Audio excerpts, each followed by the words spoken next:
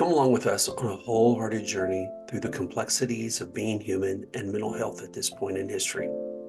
In Bridging Generations, Exploring Mental Health Together, join my favorite daughter, Karen Baker, a graduate counseling student, and me, Wayne Baker, a licensed professional counselor for close to 20 years.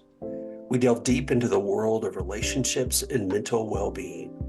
We're both therapists, yoga teachers, a little ADD, and lifelong learners.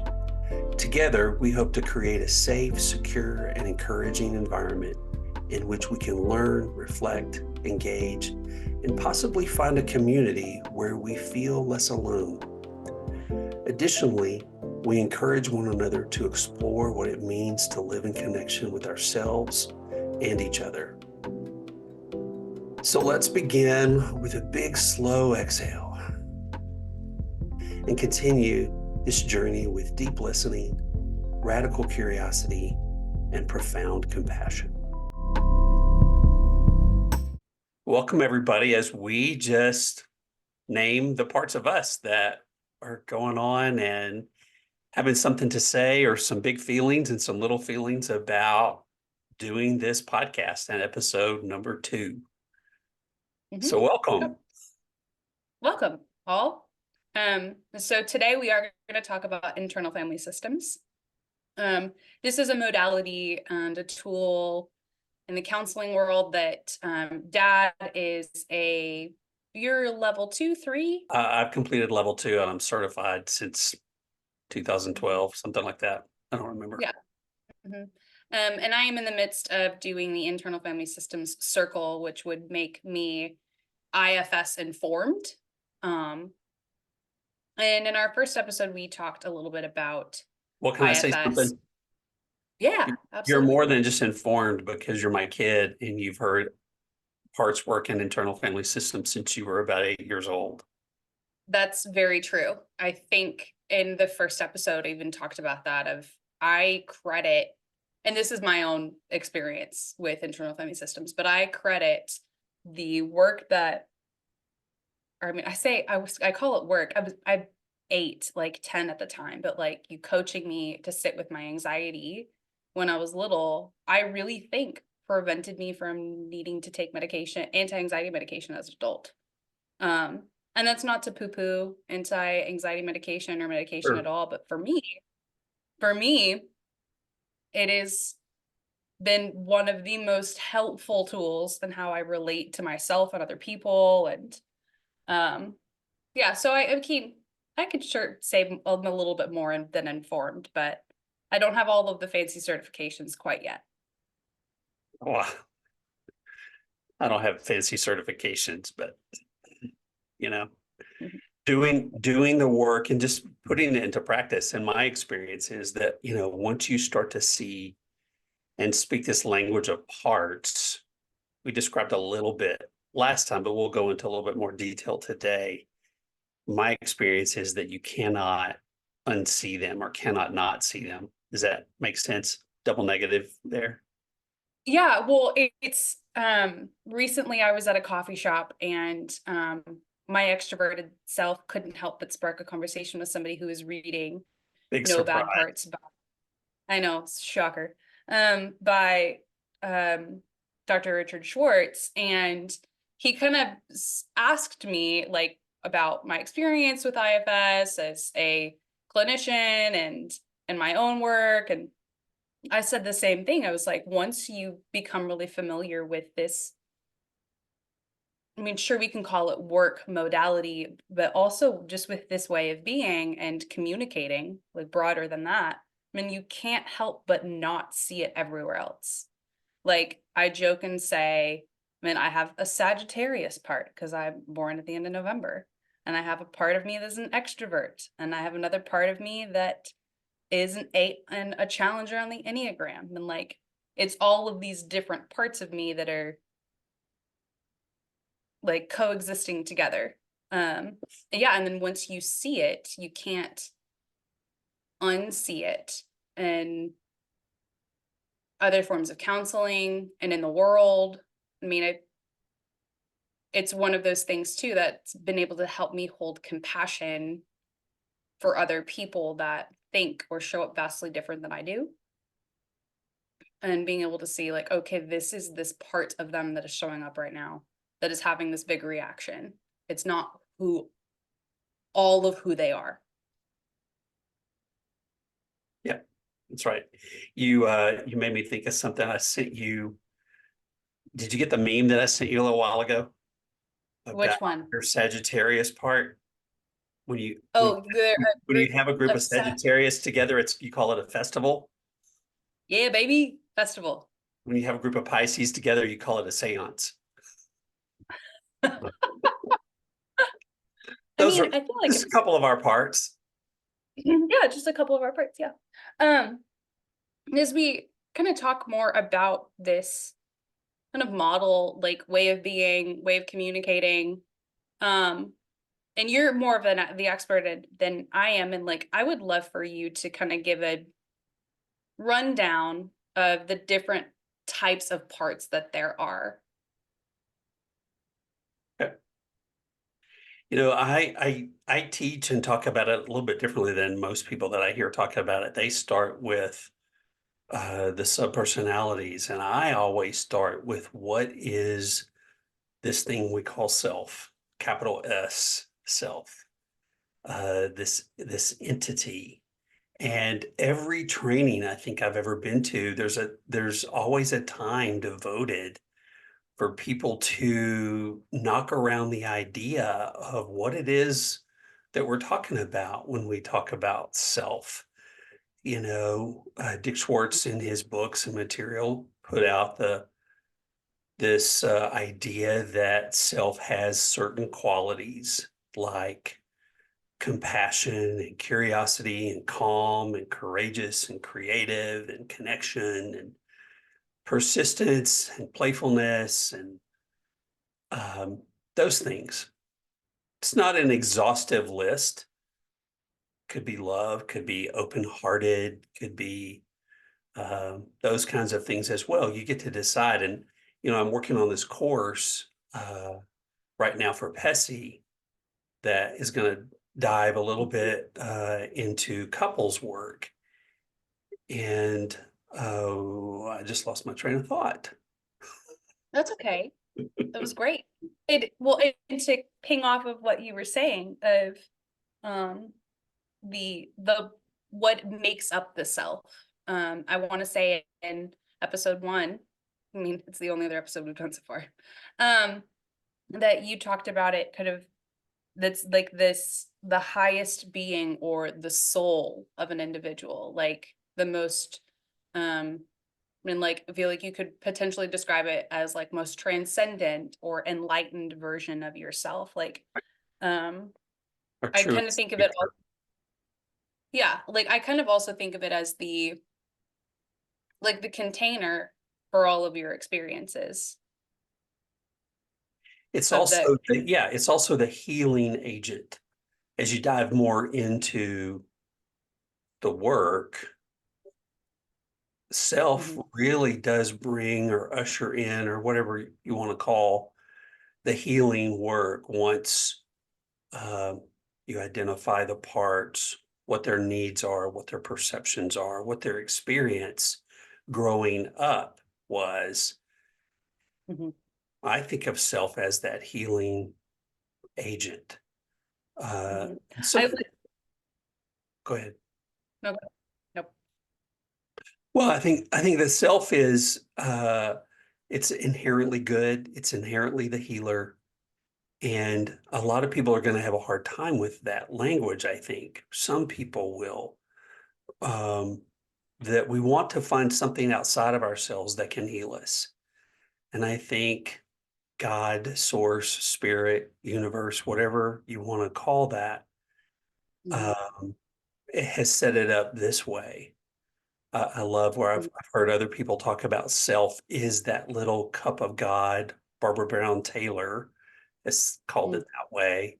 I don't know if she's in IFS informed or not, but then other people have called it that self is this little spark of God or source or the universe. I know some of those words trigger people, yeah, but I don't have, mhm, word language is sometimes clunky, and yeah. it's the best we got. So, Yeah, right. absolutely.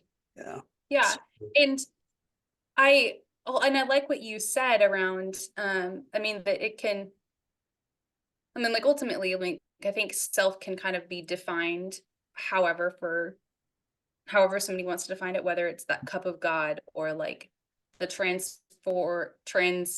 transcendent like version of themselves. It could be like a cup of Buddha. I mean, yeah. whatever. Yeah. But it's this, but I like what you said, it's that healing agent that is the catalyst for healing. And I think that you're right too. I mean, like, it can be really hard. I mean, it certainly has been for me, and with different parts that I have that will come up for me to be able to kind of work internally, because that can be really scary for some people. Especially, I think, if you grew up in, and I'm speaking from my own experience of growing up in the church and being told that I was fearfully and wonderfully made, and also on the other hand, that like I'm inherently like sinful natured person and like corrupt to my core. So there's definitely, I think that you hit it at the nail on the head of there being um definitely complicated and can be charged in a way for some people. Yeah.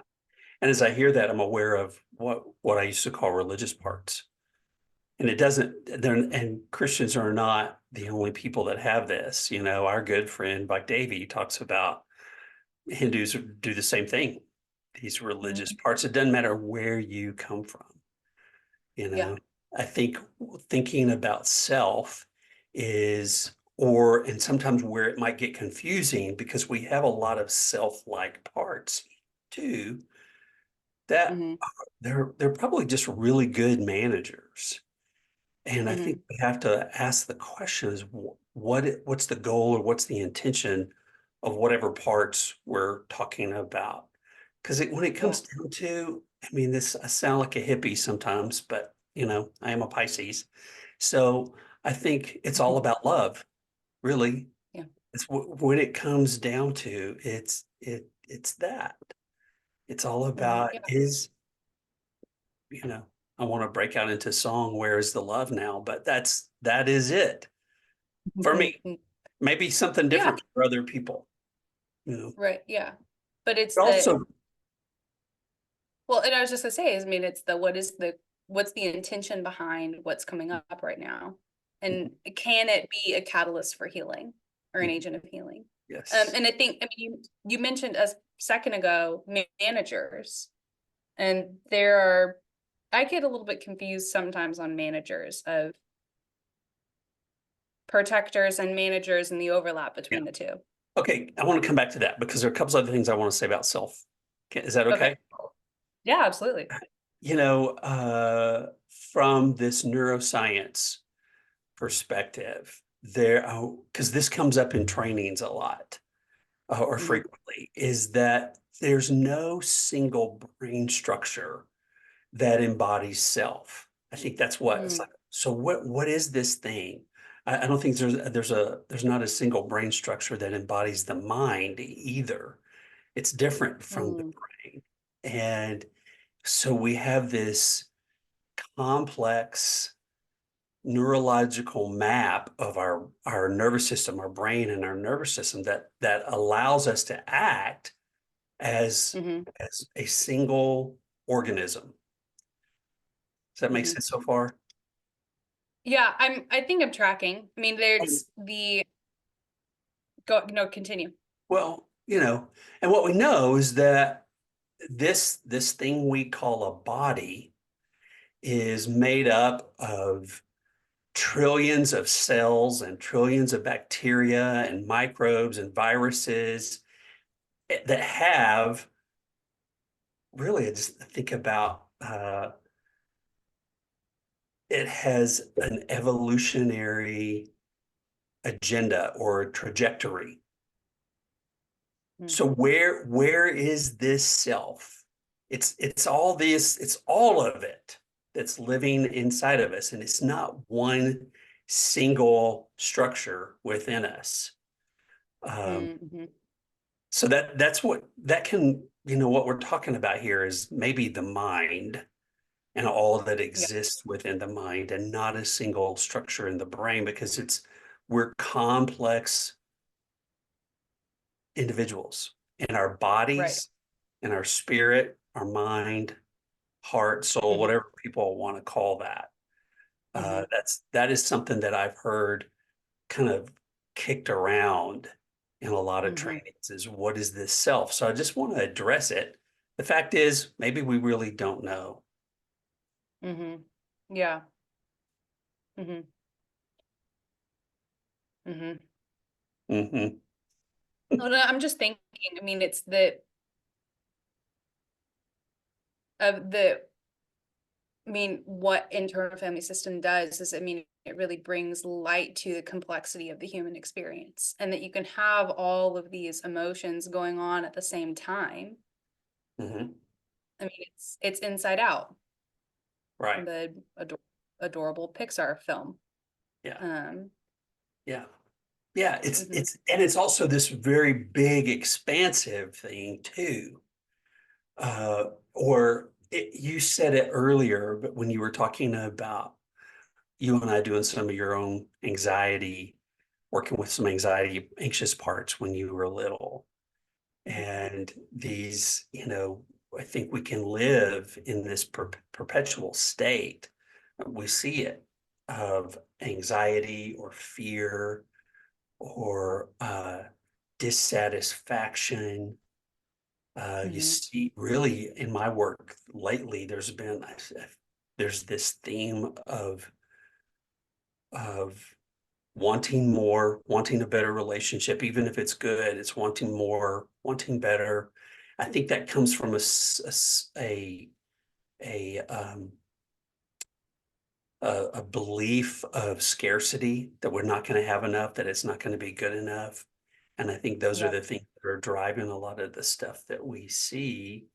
Mhm. So there's this delicate place we are in our culture and in our world, you know, technologically, more and more conversations around AI, politically, Yeah. economically, socially, you name it. We live in this world where there's a lot of that going on, right? I mean, and Right. so thinking about self and then all these other little parts where self is calm in the midst of all of this, Mhm. but these other parts, these scared little ones, and then notice how we manage all of those anxious thoughts.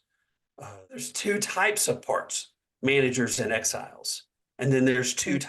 types of protectors. There's managers and there's firefighters. And it's a weird little term, but you think about this. Managers are proactive types of protectors. They get it, Mhm. they try to get ahead and stay ahead of the ball game. Right. Whereas firefighters are more reactive.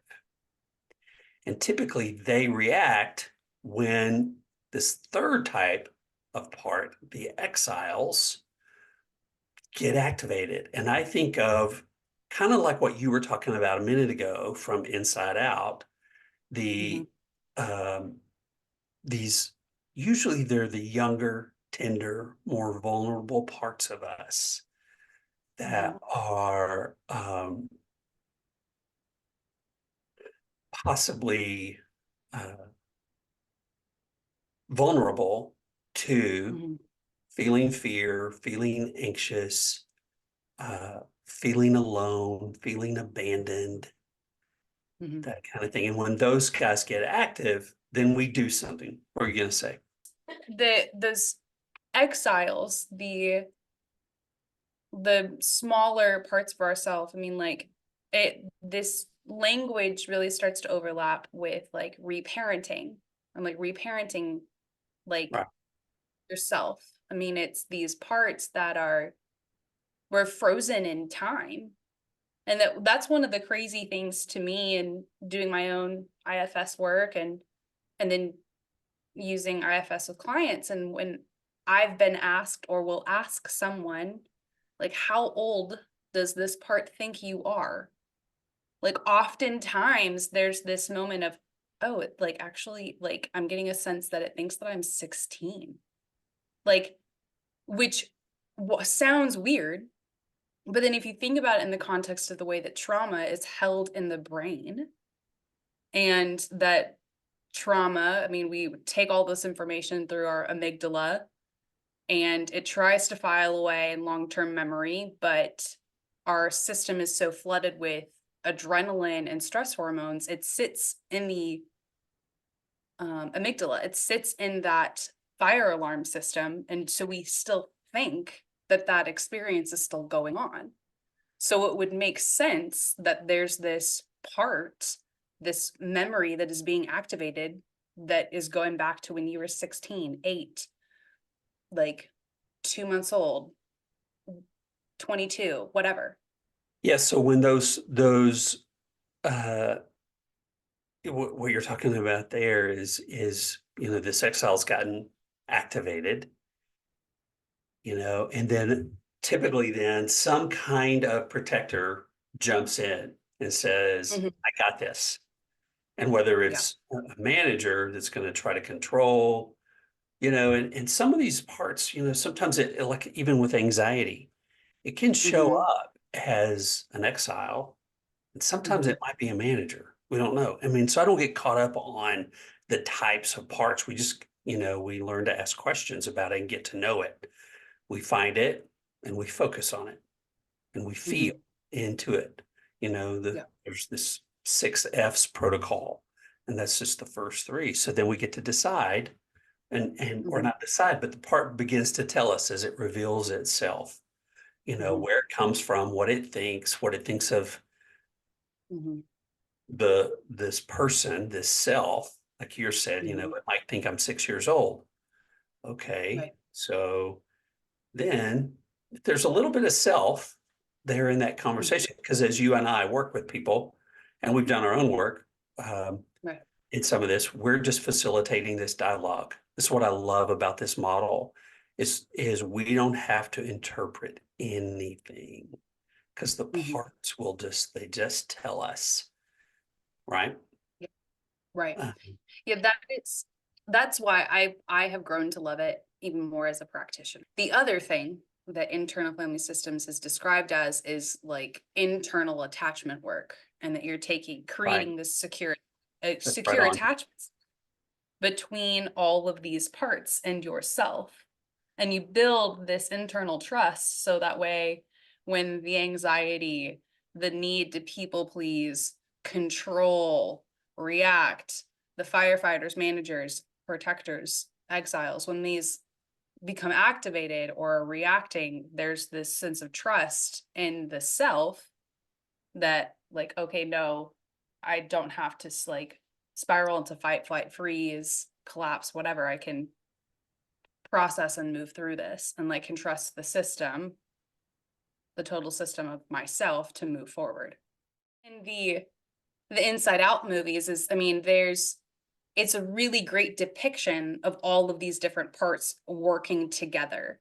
And while there's not, I mean, Dad, maybe you would have a different interpretation. I wouldn't necessarily say that there's a self, and I'm putting air quotes around self, in the Inside Out movie.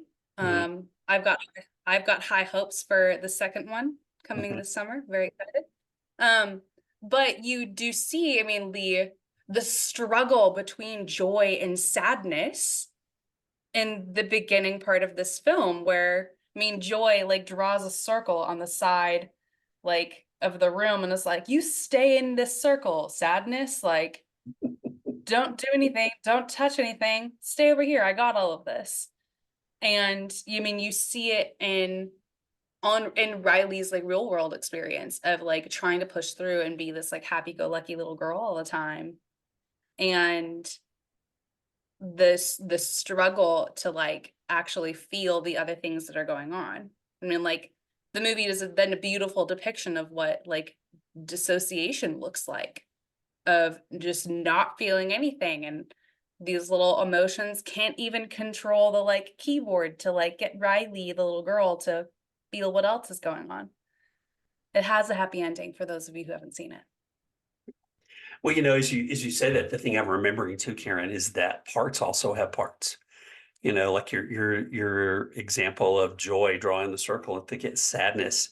So that might have been a controlling part of her, you know, Yep. and you can blow your mind thinking about this. You don't really have to worry about it, but it's, every metaphor falls apart somewhere, you know, Right. and so but it's a great story to help us Hmm. get an idea of these, what are these things that we're calling parts? Because we've used Yeah. that language for millennia. A Hmm. part of me said I ought to go do this, and a part of me says I shouldn't do this. And so he just got really curious about this. What Dick says, he was got really curious about these. What are we talking about? These parts. To go back to the inside out too. I mean, the parts that have other parts, which yeah, you can like go down the whole rabbit hole of just where it ends up collapsing. And but I'm thinking at the end, like when um the angry part is excited that they opened up this new like world in um like fruitful debate or like healthy debating, and it was just this other part. I mean, like this, I can't remember the exact like thing that angry was excited about, but it was getting to be in um like passionate dialogue with people. I'm like wanting to like friendly arguments is what it was. I mean, like, and how, I mean, like, these parts serve us in different ways that we might have an assumption that is always bad. Is that making any sense? I think so. It's been so many years since I've seen the movie, but the thing Mm, that, as you're saying that, I think it's important to remember that every part, even our angry parts, like hmm. maybe wanting to debate in healthy dialogue, fruitful dialogue, Yeah. every part, going back to some of the themes we visited, wants love and connection and Hmm. has a positive intention. Yeah. Their help may not be helpful, but Right. every part. This is why, I love the title of Dick Schwartz's second book, or not his second one, but um, No Bad Parts. There Yeah. are no bad parts. There are parts that don't behave well. We would all Hmm. agree with that, but their intention is ultimately to help the system. You Yeah. know, my a lot of my parts don't care about your parts. Some of my parts care about your parts, but not all of them. Mhm. I have those as the fire sign, and the 8 on the Enneagram, which is the challenger. I certainly enjoy a fruitful debate every now and then, and we'll get lost in it and we'll very quickly turn it to not so fruitful, and Or- we'll go scorched earth very quickly.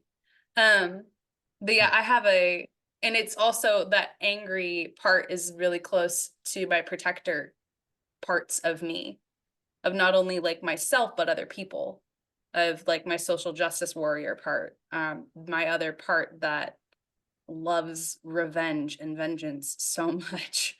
And I lovingly call that part of me the girl with the dragon tattoo, because it is red, like sees red, does not care, will find vindication and justice no matter what.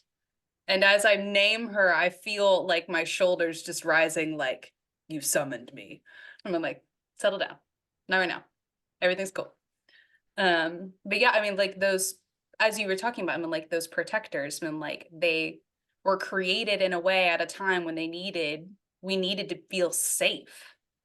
But then as we grow older and create new relationships, they can get in the way of other connections, or their coping skills that at a time served us well, and then as we get older they're not anymore. And it's not making them go away, but it's unburdening them of the responsibilities that they had at one point in time, which I'm sure you Well, can talk more on. and a lot of times it's those parts when, like you said earlier, when you ask the part, how old do you think she is? And they say, she's 7. And so these parts get locked in time. And so that's why they can be on, for managers, they're proactive and they're on call 24/7. Really, all of them are. But these managers, like your uh, girl with the dragon tattoo, might be more reactive, when she sees a threat, in large part because these protector parts of us still see the true self as a little child. They don't know that we grew up. So that updating is super important. So when you're working with somebody and you say, how old do you think they are? And they say 7. So then, and you and I both have done this, update. Let them know how old you are, what you've been doing for your career or where you are in your life. Just give them a little update. And these parts are shocked that, wait, what? Yeah. She's It is. 35, not 7. Yeah. It takes a while. It is. It's amazing. Like it is consistently anytime that like I've had a client like, or I mean, like even within my own work, and I'm like, how old does this part think you are? Ask this part, how old do you think you are? And I'm amazed every single time. I'm like, 9 times out of 10, the answer is like 15 and below, maybe 18, depending on how old the client is. Right. I mean, like, it's crazy. I mean, like, of these, which just kind of goes in a line of, I mean, like, when something happened, maybe at that age or sooner, that is forcing this protector, this manager to keep doing what it's doing. And the other thing, too, that I'll add in, is and this is something that I've experienced, because I've had protectors that I've had to work really, really hard with because they didn't trust myself to protect me. And so it would take constant updating and building that trust with these parts of me. And I always start doing this and I'm like, I sound like I should be in Split with James McAvoy. Like I feel like I sound crazy, and I affirm that with all of my clients. I'm like, this is totally normal. It's okay. Like we can use third person. It's totally like, it's cool, whatever. But it's still like, I do this. And then again, there's this part of me, like people are going to think I'm a weirdo. All of that to say though, is, I mean, it is amazing I mean, it's baffling and just really cool. I mean, to see how often these parts of ourselves really think that we're much younger than we actually are. Yeah. Mhm. Most of the time it's anywhere from 0 to 18 years of age. It can be older, but you talked a few minutes ago about attachment wounds, and usually has something to do with some attachment wound, some trauma. And even in the trauma, it's the attachment wound there would be that I was left alone in the midst of whatever happened. Most of the time. Yeah. Most of the time. Yeah. Yeah. Yeah.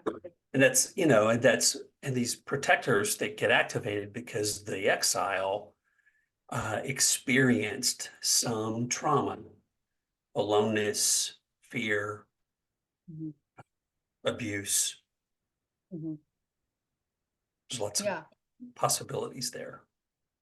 And I think one of the other things that I love about this way of being, model, language, fill in the blank, um, is that how much it has changed the way that I show up in relationships. And that it's super fucking handy to have a dad who is a couples counselor, let me tell you what, because he gives great relationship advice. Wait. Can you say that again? Because I remember a time you and Charlie both would roll your eyes. I hate that my dad's a counselor. He knows too much. Okay, did I say that? I don't know. Yes, you did. Well, I don't remember it. I Well, have hard it was to a remember part. it well. Okay, well, I For will, sure it was a part, for sure. yeah, part. And all parts are welcome, remember? Yes, all parts are welcome, sure. Um, but it's so handy having a dad who's a couples therapist, because one of the best pieces of advice that I've heard you give before is to have a common language in a relationship. Whether, I mean, look, in the context we were talking about is a romantic relationship, but that also goes in platonic, familial, whatever. And parts has allowed me to be able to name my experience as my own and hold responsibility for it without placing the blame on my partner within my relationships. And so it's been like, there's a part of me that is hurt because you did X, Y, and Z. I see this as my part in my experience. I know that this person as my partner, like, did not do this on purpose, but I'm letting you know here's what's going on in my world right now. This is what I'm holding space for. And instead of showing up and saying like accusatory or and then inviting a more like reactive or defensive response from a partner, I'm like, you did this. I'm blaming you. Like, you made me feel XYZ way. And like, very likely not. But there's something that happened. There was a exile that experienced some type of trigger, whether that was like shame or isolation and feeling alone, that has brought this feeling back up. And it's allowed, but so I say all this, I mean, like, it allows me to hold my own experience without placing the blame on my partner, unless they actually do deserve to be blamed.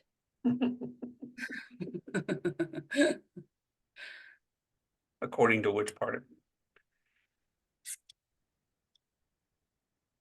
that was rhetorical. Probably the girl with the dragon tattoo part of me, let's be real. Or my Sagittarius part of me. She feels sassier. Yeah. That was your nickname even when you were a little girl. Which one? Sassy.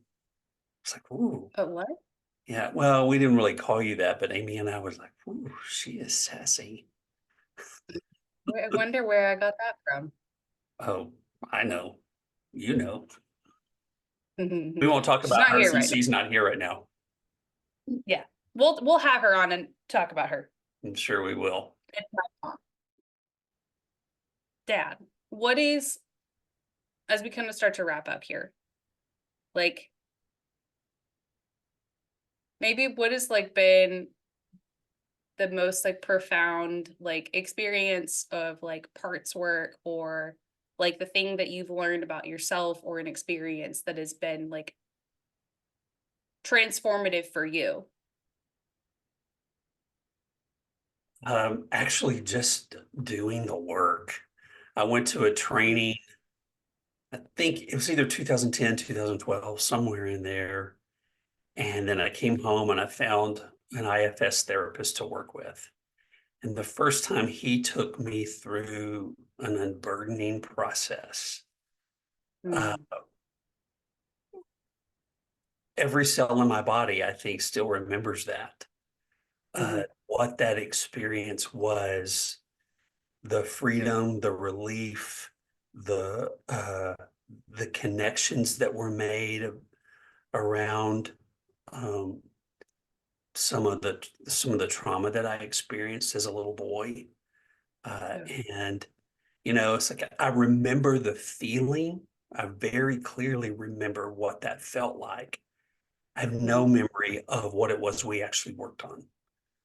I mean, I mm, know there were themes in that first year or so that I was doing a lot of my work. Uh, there were a lot of themes around parental wounds yeah. for me, but um, I remember that first experience of an unburdening, and that's what I would say to anybody listening is find an internal family systems therapist that's done at least 2 levels of training. Maybe they're Mhm. certified, maybe they aren't. a lot of people choose not to go through that process, but there's still really good therapists out there. And I think because of it's such a it's so hot right now in the therapy world, I think in large part by Dick Schwartz's interview with Alanis Morissette. And then he Mhm. also has done something recently with Aubrey Marcus, which has really been super popular for people to see the work. And then for people like Alanis Morissette to talk about what that work has done for her Mhm. personally. And there's 9,000 people on a waiting list to get trained in it. They just don't have enough trainers and trainings. And you Mhm. know firsthand, you have been Yep. waiting, waiting, waiting to get into a Yeah. training. Mhm. Mhm. So, and then as a therapist, getting to facilitate that conversation between parts or between self and parts and get to witness firsthand somebody transforming some trauma in and healing it Mhm. and integrating Mhm. it really feels like sacred ground to me. Mhm. Yeah. I would How about for I'd you? call it yeah, I would call it the kind of the same thing of like very sacred ground and very it's just deeply profound too to watch someone, because I can offer like safety and security, Mhm. that I'm not going to always be with someone, but to build up that muscle of resilience, compassion, curiosity, courage, the 8 C's, to build that up, to watch somebody else build that up within themselves, um, it's deeply honoring Yeah, to get to be part of. And then I mean, I also think of like my own experiences, of unburdening shame. I'm thinking of the weeping snotty cry fest that I had in the car in the parking lot at Whole Foods. Then mm, the parts were just there, and dad asked me the right question, "Are you okay?" And then it was no. And then most recently was the unburdening that came up is the parts of me that feel like I need to be funny and entertain people. mm, Um, as it's this belief that I had growing up is that's how I'm gonna make friends and get people to like me, is if I can get them to laugh. And even if that means that they're laughing at me. Um, and just that unburdening experience of kind of visual, which was a very unburdening is a very visual, like imaginative process too, where you invite this part to come with you to go somewhere special, made up, imaginary, wherever, and let go of the burden that they're carrying and letting it go to the wind, fire, the earth, water, and imagining my like grade school self and I like picking her up from school and then taking her to the pond by my old high school and making a little boat and putting this burden and this like responsibility for myself to be entertaining and funny and letting it float away. Um, yeah, I mean, like to recount it now, there's so much tenderness that I have for those parts of me now, and a lot of gratitude for how hard they worked in the past. Mhm. good. Yeah, that's Mhm. like you answered the question before I could get it out of my mouth. What's it like for you to recount all that now, uh, Mhm. as you remember, you know, Mhm. the Yeah. the the hard work those parts were doing to, Yeah. you know, Mhm. to keep you safe or to help you connect with others, and really what you found is that they didn't really have to work that hard, Yeah.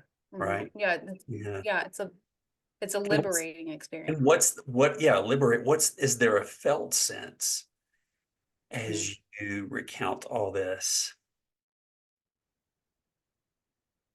I think there's like a slight like relaxation in my jaw. Mhm. Um, it's also it's ragweed season here in Texas. And so I am very acutely aware of my sinuses right now. Speaking of me being funny. But yeah, I noticed a lack of tension in my jaw and an overall lightness and like what feels like my spirit to recount this unburdening. Yeah. Well, I want to say real Oh. quick, in the world of positive psychology, they would call that capitalization. When we recount, either for ourselves or within a relationship with another human being, when we talk about something good and positive that has happened or some kind of healing, our nervous system gets to experience it all over again, therefore reinforcing it again and again and again. And so the positive psychology folks call that capitalization. So when I'm working with couples, I will tell them to talk about those things, remember them and talk about them so that it gets encoded more and more in our nervous system. Yeah, So it's like it's meta processing. It's just creating the implicit, explicit. Yeah. Which will be a whole other topic, I'm sure. Sure. I'm But sure it will. as we start to wrap up, is there anything else that is important for you to name or say, or do you remember your thing you forgot earlier? I don't. I've moved on from that. I don't even know what it was now. So Yeah, I don't remember either. Well, it's been a fun time chatting with you it's always fun to on talk to this. you. Yeah. Especially on this topic that the both of us really enjoy. With that being said, the people can find us on all of the social medias, and you can find this podcast at wherever you listen to a podcast. Well, we'll see you all next time. We'll hear you all. You'll hear us next time. There we go. Bye, guys. Bye, Karen. Bye. Love you, Karen. I love you too, Dad. Thank you for listening to this episode of Bridging Generations, Exploring Mental Health Together. This podcast is not a substitute for therapy. If you or someone you love is struggling, click the link in our podcast notes for a list of resources and to find mental health services in your area. Subscribe now and embark on this journey with us. Together, we can challenge barriers and build bridges to better mental health. And as always, lead with curiosity. We'll see you next time.